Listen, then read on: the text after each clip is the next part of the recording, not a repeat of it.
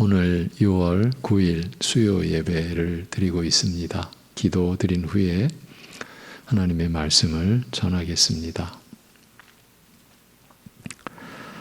우리의 기도를 그리고 우리의 찬송과 예배를 기쁘게 받아주시는 우리 아버지 하나님, 오늘도 오직 우리 주 예수 그리스도의 이름을 의지하여 성령께서 우리 안에 베풀어 주신 믿음으로 예배를 드리오니 아버지께서 친히 이 예배를 주장하여 주시옵시고 예배 드리는 심령들이 하나님의 말씀으로 새로워지고 그리하여서 찬송으로 고백 드린 대로 날이 갈수록 더 주 하나님을 사랑하고 그 고백이 실제의 삶으로 나타나며 열매를 맺어가는 성도의 생애 되게 하여 주옵소서. 드러난 죄악뿐만이 아니라 가려진 죄악도 크고 많사오니 더 두려운 것은 우리가 우상을 숭배하면서도 우상 숭배하는 줄을 모르고 하나님의 말씀을 어기고 불순종하고 있으면서도 그 죄악의 허물을 알지 못하는 죄가 무섭사오니 아버지 하나님, 우리를 긍휼히 여겨 주셔서 말씀이 그저 세상의 지식과 같이 우리에게 들려지는 것이 아니라 실제로 들려지게 성령께서 역사하셔서 하나님의 거룩하심을 바라보고 우리의 어둡고 죄 많고 그리고 부패한 부분을 보게 하여 주시옵소서. 그리하여 회개케 하시고 죄를 자복케 하시고 성령의 거룩하게 하시는 은혜, 새롭게 하시는 은혜, 정결케 하시는 은혜를 입으며 살아가게 하여 주시옵소서. 하나님 아버지, 교회라고 해도 같은 교회가 아니고 믿는다고 해도 하나의 믿음이 되지 않은 이 어지럽고 어두운 상황과 이 세상 속에서 주여 우리를 불쌍히 여겨 주셔서 참으로 진리의 말씀과 구원의 복음을 바로 보고 바로 듣고 바로 깨닫고 그리하여 사특하고 거짓된 믿음이 아니라 하나님께서 베풀어 주신 참된 믿음의 백성들로 믿음의 사람들로 하나님 앞에서 살아가고 하나님을 향하여 살아가고 하나님만을 의지하여 살아갈 수 있게 하여 주옵소서. 말씀의 참 뜻을 깨닫도록 하여 주옵소서. 하나님 아버지, 하나님을 예배하며 하나님을 영화롭게 한다라고 하면서 하나님께 영광을 돌리는 것과는 아무 상관없이 자신의 숨겨진 욕심과 자신을 위하여 사는 그야말로 거짓되고 어긋난 인생이 아니라 겉으로 드러나는 모양은 어떨지라도 하나님 앞에서 참되고 진실되고 바르고 선하고 정결하게 하나님을 따라가며 살아가는 역사가 우리 안에, 우리 사랑하는 우리 성도들 안에 일어나고 변화가 나타나고 새로워지는 실제가 우리가 살아가는 인생 되게 축복하시고 인도하여 주옵소서. 오늘도 누가복음의 말씀을 받습니다. 인도하여 주시옵소서. 예수님의 이름으로 기도하옵나이다. 아멘.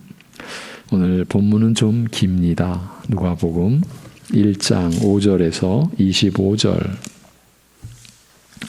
누가복음 1장 5절에서 25절을 제가 봉독을 하겠습니다. 오늘 말씀의 제목은 세례 요한의 출생을 예고하다, 이런 제목입니다. 누가복음 1장 5절에서 25절. 세례 요한의 출생을 예고하는 그런 내용입니다. 유대 왕 헤롯 때에 아비야 반열의 제사장 한 사람이 있었으니 이름은 사가랴요 그의 아내는 아론의 자손이니 이름은 엘리사벳이라. 이 두 사람이 하나님 앞에 의인이니 주의 모든 계명과 규례대로 흠이 없이 행하더라.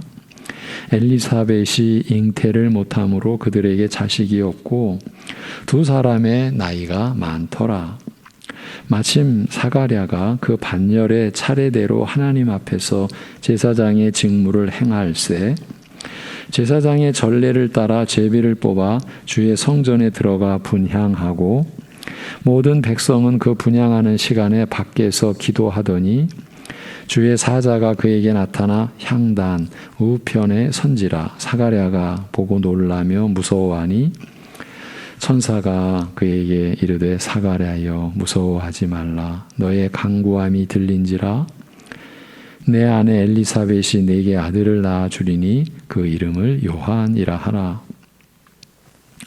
너도 기뻐하고 즐거워할 것이요 많은 사람도 그의 태어남을 기뻐하리니 이는 그가 주 앞에 큰 자가 되며 포도주나 독한 술을 마시지 아니하며 모태로부터 성령의 충만함을 받아 이스라엘 자손을 주고 그들의 하나님께로 많이 돌아오게 하겠음이라. 그가 또 엘리야의 심령과 능력으로 주 앞에 먼저 와서 아버지의 마음을 자식에게 거스르는 자를 의인의 슬기에 돌아오게 하고 주를 위하여 세운 백성을 준비하리라. 사가랴가 천사에게 이르되 내가 이것을 어떻게 알리요? 내가 늙고 아내도 나이가 많으니이다.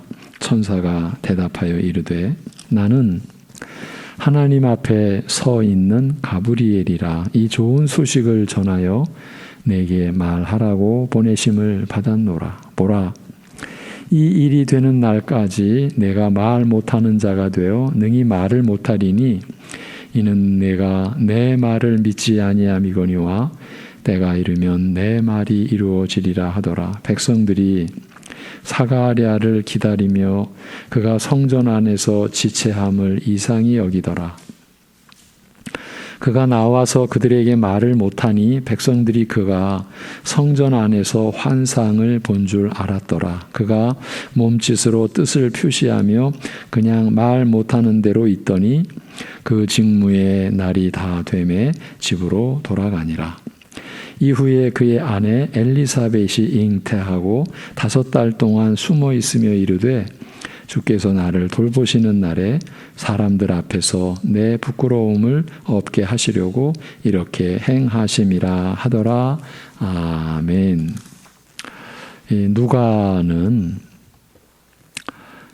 누가복음과 사도행전의 기록자인 이 의사 누가는 예수님의 행적과 교훈을 기록하면서 우선 세례 요한의 출생에서부터 시작하고 있습니다. 이것은 세례 요한의 생애가 예수님과 깊은 관련이 있기 때문이라 할 수 있습니다. 다들 짐작하시겠죠?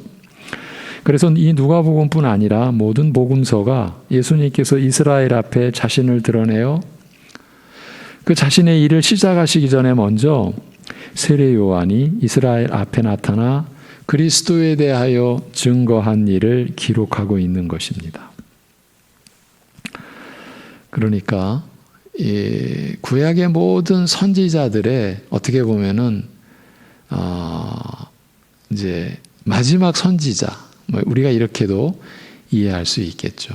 구약의 전 그 메시지가 오실 메시아 그리스도에 대한 예언이요, 약속이요, 계시 아닙니까? 이제 바로 예수님 직전에 이스라엘 앞에 나타나 그리스도에 대하여 증거한 하나님의 종 세례 요한, 이것을 기록하고 있는 거야. 4대 복음서가 다. 오늘 말씀은 바로 이러한 세례 요한의 특이한 출생에 대하여 서술함으로써 그의 출현이 예수님께서 이루실 일과 관련하여 어떤 의미를 갖는지 말하고자 하는 것입니다. 헤롯이 유대의 왕으로 있을 때에 사가랴라고 하는 아비야 반열의 제사장이 있었습니다. 그리고 그 안에 엘리사벳 역시 아론의 자손, 즉 제사장 가문의 출신이었습니다. 이 두 사람은 다 같이 하나님 앞에서 모든 계명과 규례를 따라 흠없이 행하는 의로운 사람들이었습니다. 참 귀하고 놀라운 분들이었죠. 제사장과 제사장 가문에 속한 자로서 흠없이 진실되게 산 경건한 사람들이었다라는 뜻입니다. 그러나 그들에게는 자식이 없었습니다. 아내 엘리사벳이 아이를 가질 수 없었기 때문이었습니다. 또한 부부가 함께 이미 나이 많아 늙었으므로 상식적으로는, 다시 말해 인간적인 능력으로는 자식을 가질 수 없는 형편이었습니다.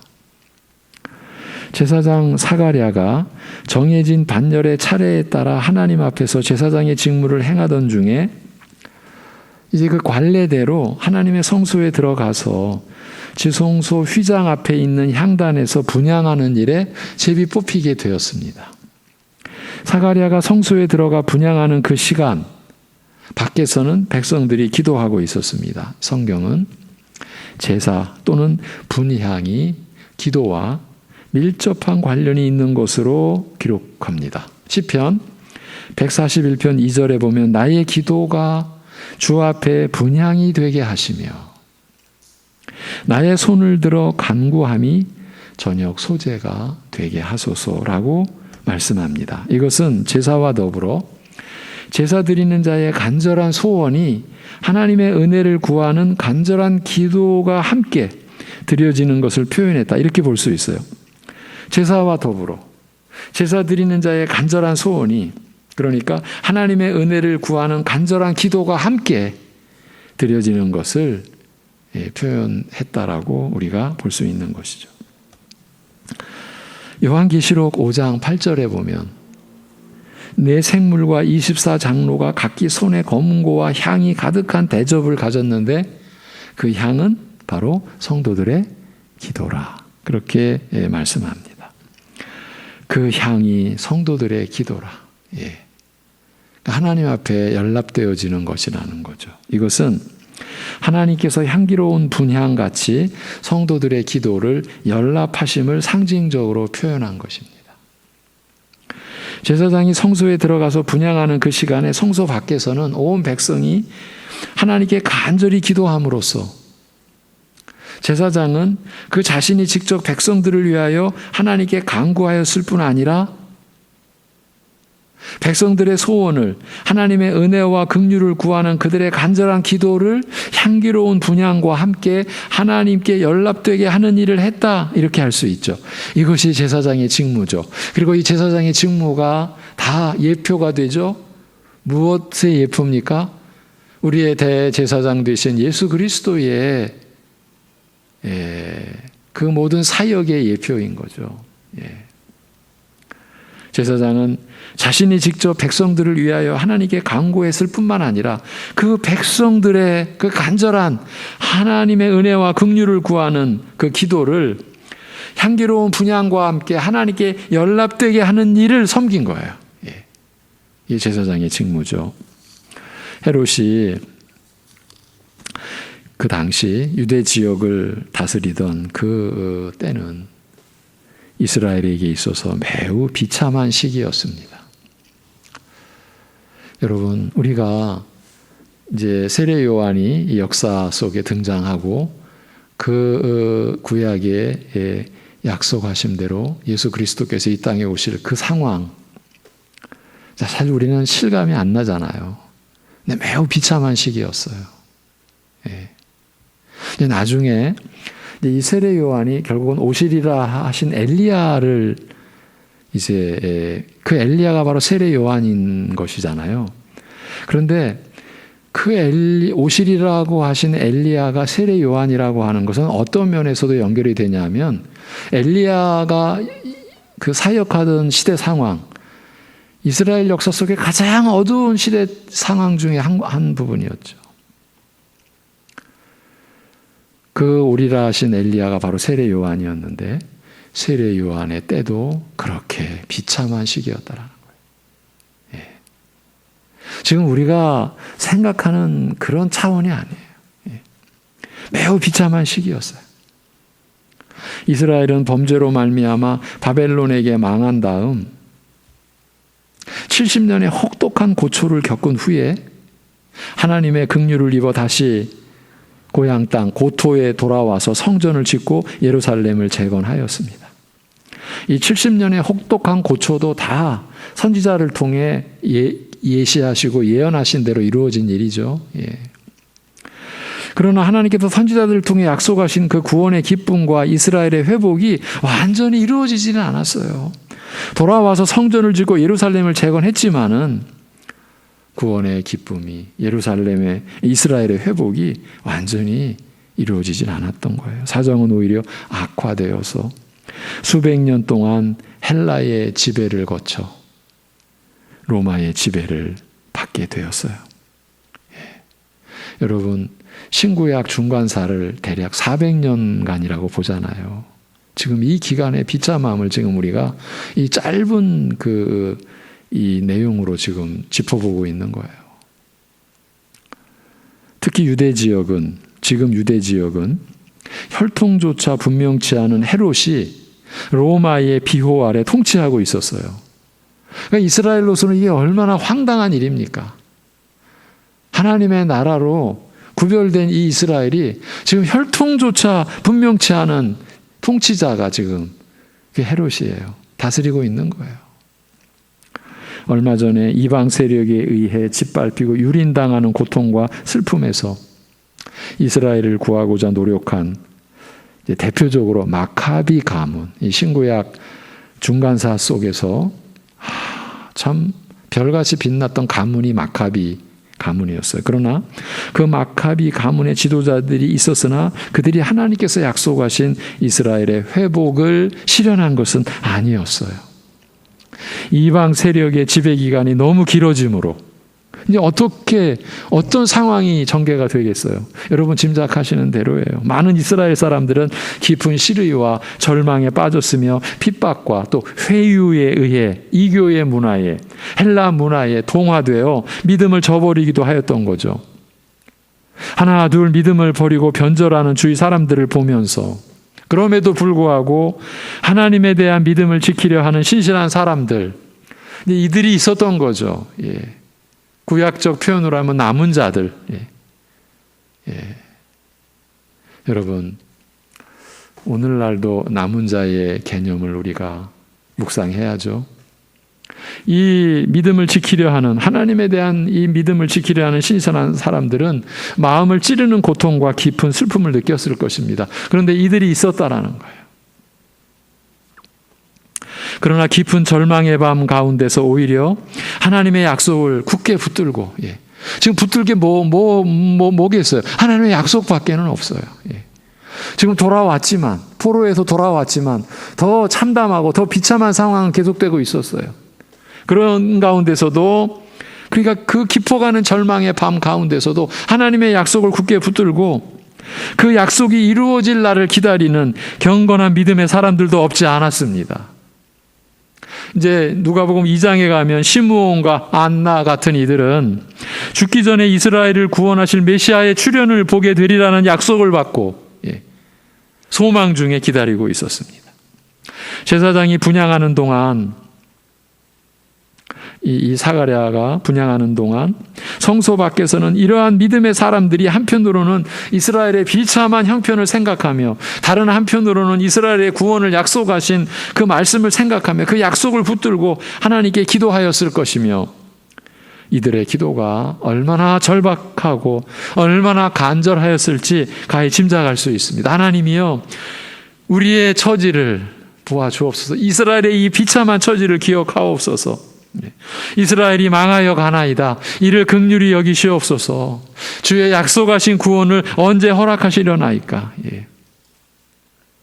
여러분, 오늘 우리도 시대의 상황은 다르죠. 또 예수님께서 오셨죠. 그리고 십자가에 못 박히셨죠. 다시 살아나셨죠. 승천하사 우리에게 성령을 내려주셨죠. 그러한 상황에서 2000년 교회사, 구속의 역사, 우리가 알량하게 아는 그 지식 안에서도 오늘날 우리가 얼마나 지금 어려운 시대, 혼란, 그리고 어두운 시대에 놓여 있는지 영적으로.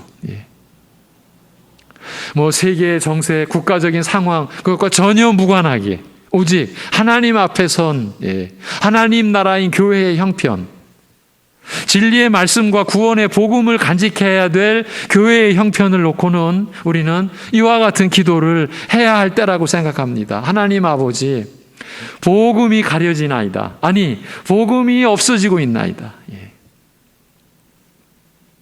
우리가 다른 복음으로 붙잡고 있는 것은 아닌지 두렵사오니 우리를 불쌍히 여기셔서 지혜와 계시의 정신, 그 영을 주셔서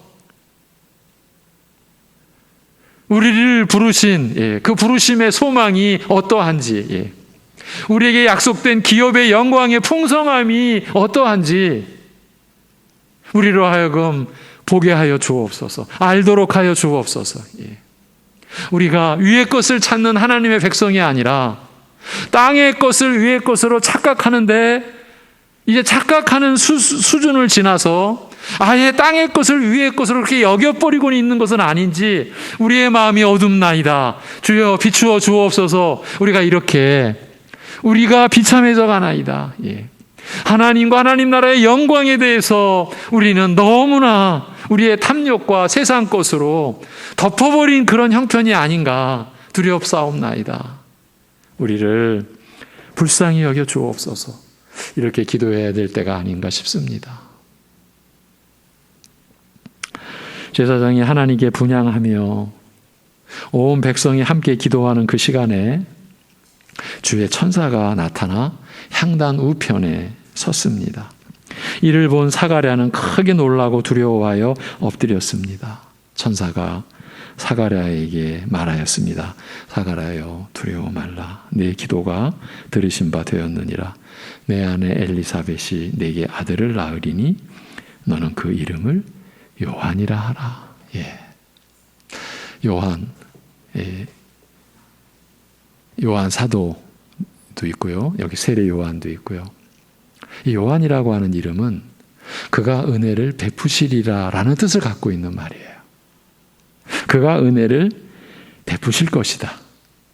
이런 뜻을 갖는 말이에요. 그러니까 하나님께서 이스라엘의 간구를 들으시고 은혜를 베푸시리라는 뜻을 아예 이름에 담은 거죠. 그 이름이 요한이에요. 그가 은혜를 베푸시리라. 기도 응답의 내용이 사가랴에게 아들을 허락하신 것이므로 여기 내 기도라는 이 말이 사가랴가 자식 없음을 하나님께 호소한 개인적인 기도를 가리킨다라고 생각하기 쉬우나, 지금의 상황은 사가랴가 그의 개인적인 기도를 드리는 시간이 아니고 온 이스라엘을 대표하는 제사장으로서 하나님께 분향하며 드린 기도이므로 사가랴의 개인적인 기도라고 할 수는 없습니다. 너의 간구함이 들린지라 내 기도가 들으신 바 되었다라는 이 말씀은 오히려 비참한 이스라엘의 사정을 생각하고 하나님의 구원을 기다리며 온 이스라엘을 위하여 드리는 제사장의 기도에 대한 응답, 또한 제사장의 분향과 함께 온 이스라엘 백성이 하나님의 은혜와 긍휼을 간구하는 기도에 대하여 응답하신 것이라고 할 수 있습니다. 따라서 지금 사가랴에게 아들을 허락하신 것 역시 자식 없는 경건한 노 부부를 위로하기 위한 것이라기보다는, 물론 그것도 포함되는데, 그러나 우리가 봐야 될 것은 그것보다는 제사장과 함께 모든 백성이 하나님께 호소한 기도에 대한 응답으로서 온 이스라엘을 위하여 베푸시는 은혜라고 할 수 있습니다. 따라서 이 아이의 출생이 너 사가랴에게 기쁨이 될 것이 아니라 많은 사람들에게 기쁨이 될 것이라고 말씀하고 있는 것입니다. 이 아이는 하나님 앞에서 큰 자, 곧 하나님께서 그의 크신 뜻을 이루시기 위해 사용하시는 아이가 될 것이라고 하였어요. 하나님께서 그 크신 뜻을 이루시기 위해 쓰실 아이. 그래서 하나님 앞에서 큰 자. 하나님께서 그의 크신 일, 크신 뜻을 이루시기 위하여 사용하실 아이라. 그래서 하나님 앞에서 큰 자라 하였습니다. 그는 포도주와 독주를 평생 마시지 않는 나실인 자신의 전 생애를 하나님께 완전히 성별하여 바친 자가 되되 모태로부터 성령 충만한 나기 전부터 하나님의 능력에 온전히 주장되는 특별한 하나님의 종이 될 것이라 하였습니다. 그는 성령님의 충만한 능력으로 많은 이스라엘 백성들의 마음을 돌이켜 주 하나님께 향하게 하는 회개의 큰 사역을 행할 것이라고 한 거예요. 이후에 우리가 본 대로 그렇게 일이 이루어지죠. 회개의 세례를 베풀죠. 그러면서 회개에 합당한 열매를 맺으라고 메시지를 선포했죠. 이스라엘이 바알 숭배로 배도하였을 때 하나님을 섬기는 제단이 모두 허물어지고 하나님에 대한 신앙이 절멸된 것 같았을 때 선지자 엘리야가 하나님의 능력으로 나타나 갈멜산에서 하나님의 살아계심을 분명히 증거함으로써 그 이스라엘의 마음을 하나님께로 돌이켰던 적이 있었습니다. 지금 바알 숭배가 그 이스라엘을 완전히 덮었어요. 그때 하나님께서 엘리야를 보내십니다.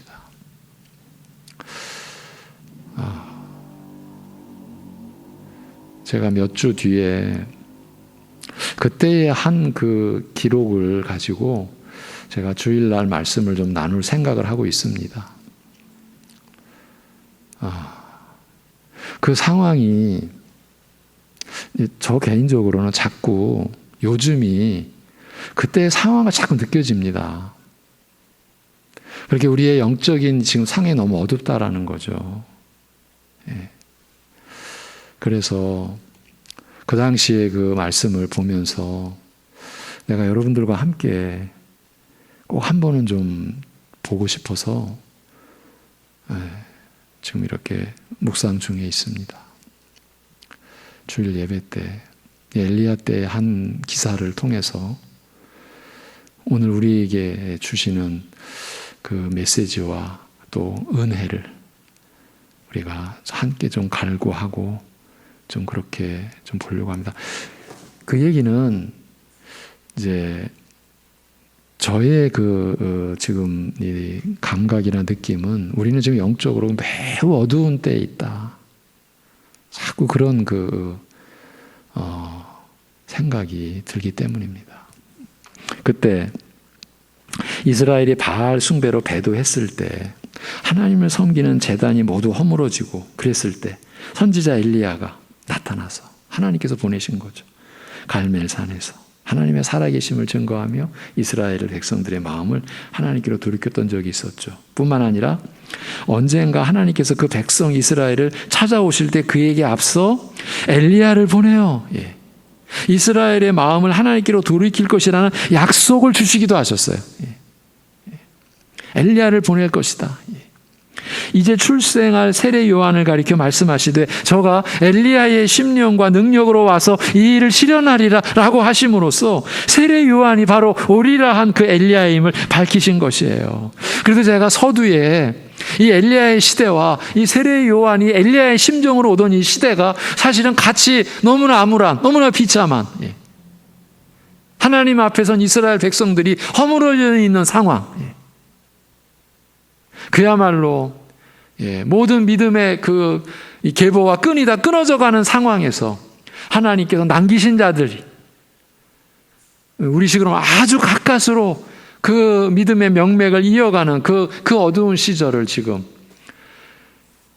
세례 요한, 엘리야, 오리라 한 엘리야가 바로 이 세례 요한이라고 하는 이러한 그 연결 속에서 우리는 그 시대의 동일한 어두움을 지금 바라보는 거죠. 그러면서 지금 우리까지도 좀 바라보는 거예요. 그렇게 세례 요한이 엘리야의 심령과 능력으로 와서 이처럼 불신앙 그리고 불순종하는 이스라엘을 돌이키는 의인의 생각, 의로운 자들의 성품, 의를 사모하며 지향하는 성향으로 돌이킴으로써 오시는 주를 위해 그 백성을 준비할 것이라는 그런 뜻이지요. 천사가 고하는 하나님의 말씀을 듣고 사가랴가 말하였습니다. 그 내용이 너무나 놀라운 것이었기 때문에 묻기를 내가 무엇으로 이를 알리이까? 나는 노인이요 내 아내도 나이 많아 늙었나이다라고 하였습니다. 자신에게서 그러한 놀라운 일이 일어나리라고 믿지 못하여 어떤 표적 내지 보증을 요구한 거죠. 예. 제가 어떻게 이 사실을 제가 받을 수 있겠습니까? 제가 무엇을 이것을 알겠습니까? 그 표적 내지는 보증을 요구하는 사가랴에게 가브리엘 이 천사장은 자신이 하나님 앞에 서서 섬기는 가브리엘이요. 예. 바로 이 귀하고 복된 소식을 이스라엘의 제사장이 너에게 알리기 위해 보내심을 받았다라고 밝힙니다. 예. 정말 역사적인 순간이죠. 그리고 이제 때가 되어 이루어질 이 일을 믿지 못한 불신앙을 인하여 일이 이루기까지 너는 말을 하지 못할 것이라고 하였습니다. 요즘 말로 하면 잠정적으로 장애인, 곧 언어 장애인이 되리라고 한 것이죠. 그러니까 예전 개혁판에는 벙어리가 되었다 이렇게 해놨어요. 예. 요즘에 그런 말을 안 쓰기 때문에. 예. 이것은 하나님의 은혜로우신 약속을 믿지 못한 불신앙에 대한 책망인 동시에 비록 입으로 그 내용을 밝히지는 못하나 하나님께서 그에게 말씀하셨다, 무언가를 알리셨다라는 사실을 증거하는 분명한 표적이 되기도 했습니다. 이 사가랴 제사장이 말 못하는 것이. 충분히 짐작이 되시죠? 백성들은 성소 밖에서 기도하며 제사장이 분향을 마치고 나오는 것을 기다리는 동안 성소 안에서 머무는 시간이 지체되자 이를 이상하게 여겼습니다. 당연한 거죠. 뭔 일이지? 더욱이 막상 성소에서 나온 사가랴가 말을 못하는 걸, 말문을 열지 못하는 것을 보자 이들은 뭔가를 짐작한 거죠. 그가 성소에서 이상, 환상을 보았음을, 뭔가를 분명히 무슨 일이 있었음을 알았던 거죠. 영적으로 좀 밝은 자들은 말 못하는 제사장의 모습에서 하나님께서 그에게 무슨 말씀을 하셨다, 그의 뜻을 알리셨다라는 것을 짐작한 것이죠. 말문이 닫힌 제사장에게서 비록 그 내용은 전해 듣지 못하나 하나님께서 자신들의 간절한 기도를 들으시고 응답하셨다라는 사실을, 그들의 간구에 대하여 하나님의 뜻을 알리셨음을 감지한 것입니다. 이제 이렇게 우리 주 예수 그리스도의 그 출생하심을 예비하는 이러한 하나님의 역시 또 예비하신 일들이 이렇게 진행이 되고 있었던 거죠. 사가랴는 고갯짓으로 백성들에게 뜻을 알리며 말을 못한 채 머물다가 그의 직무 기한이 참해 집으로 돌아갔습니다. 얼마 후 그의 아내 엘리사벳이 잉태하고 5달을 숨어 지내면서 말하기를 사람들 중에서 나의 부끄러움을 제하시리라 말씀하셨던 날에 주께서 이와 같이 내게 행하셨다라고 하였습니다. 하나님께서 약속하신 대로 아이 낳지 못하는 여인의 수치를 이와 같이 제거하여 주신 것입니다. 그러나 세례 요한의 출생은 한 가정사에 속한 일이 아니요 온 이스라엘을 위한 일이었으므로 그의 출생으로 말미암아 제거된 수치는 단순히 아이 낳지 못하던 여인의 수치만이 아니라 이스라엘의 수치,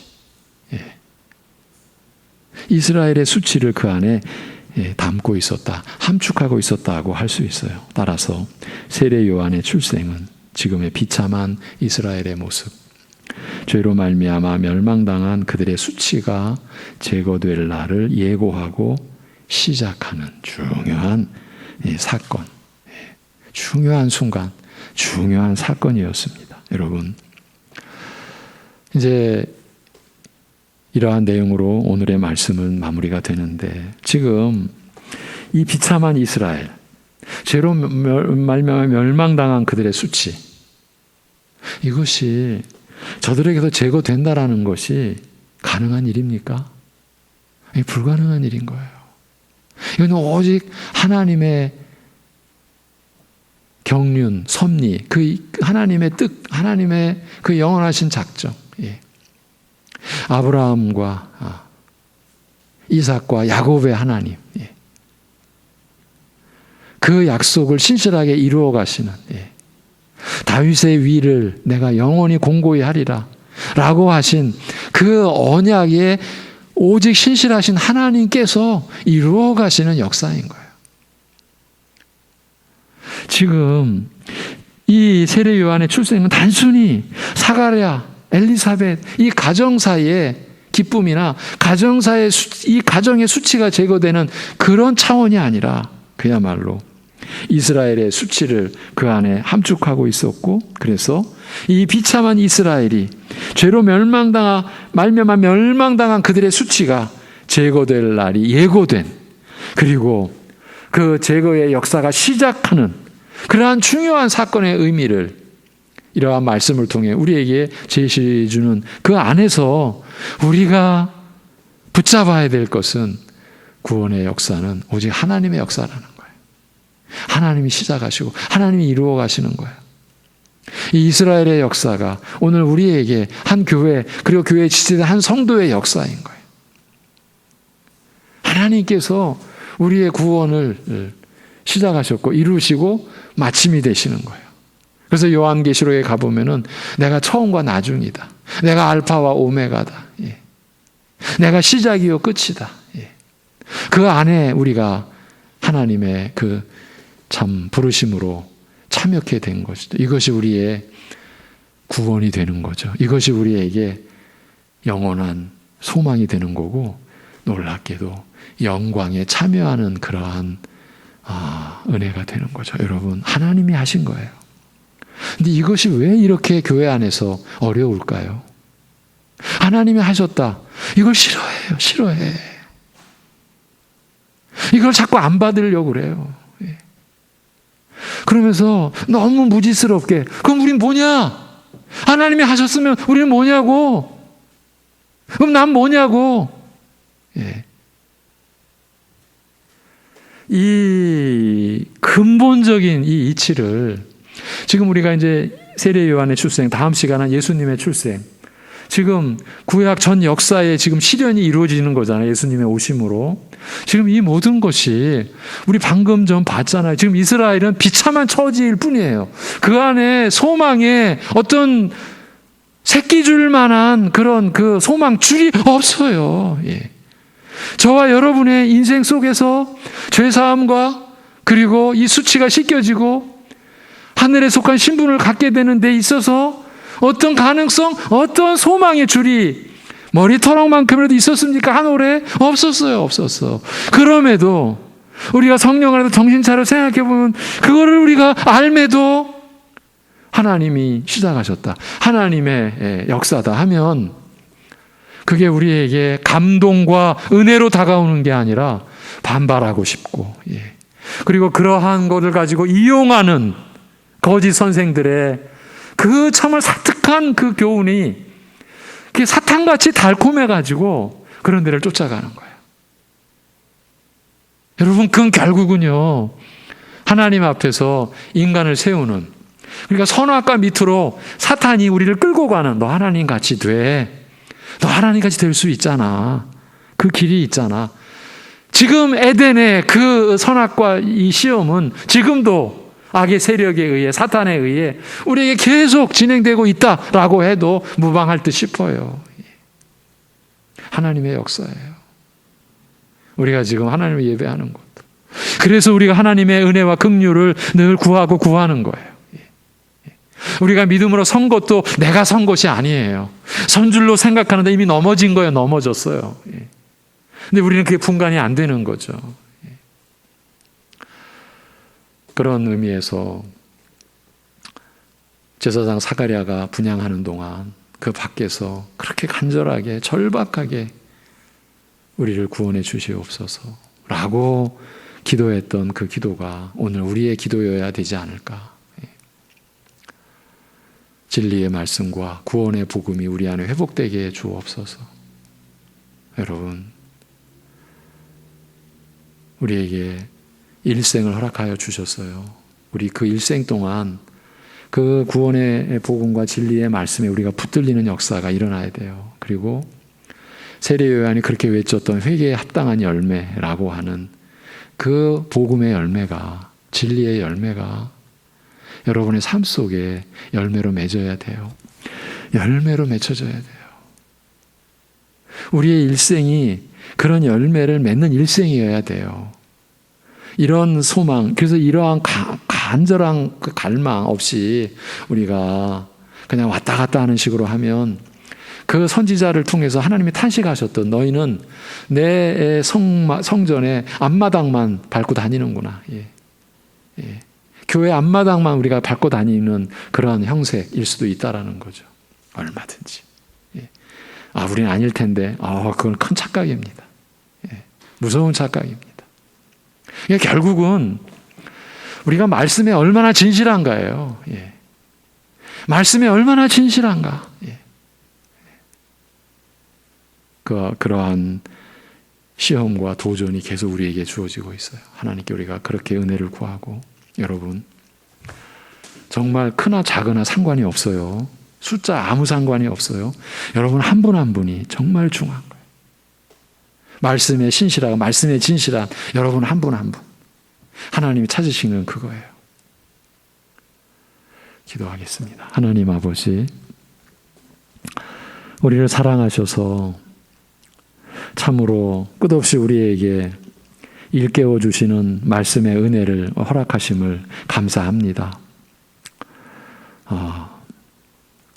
세례 요한의 탄생이 한 가정의 수치를 제거하는 것이 아니라 그야말로 이스라엘의 수치를 제거하시는 그 시작, 이 모든 것이 하나님의 역사라고 하는 사실, 하나님의 뜻이라고 하는 것, 하나님의 작정이라고 하는 것, 하나님의 열심이라고 하는 것, 이것을 우리가 붙들고 이것이, 이 은혜가 오늘 우리에게도 임한 것, 이 사실을 우리가 감사히 여기고, 그래서 그만큼 더 하나님의 은혜와 하나님의 긍휼을 우리가 구하는 그러한 중심으로 하나님이 우리 안에서 이루신 일, 또 이루고자 하시는 일에 대하여 우리가 말씀을 통해서 하나님의 뜻을 받고, 그래서 하나님의 길을 인도하시는 그 길을 우리가 갈 수 있는 우리 교회와 우리 사랑하는 성도들의 생애가 되게 하여 주시옵소서. 하나님 아버지,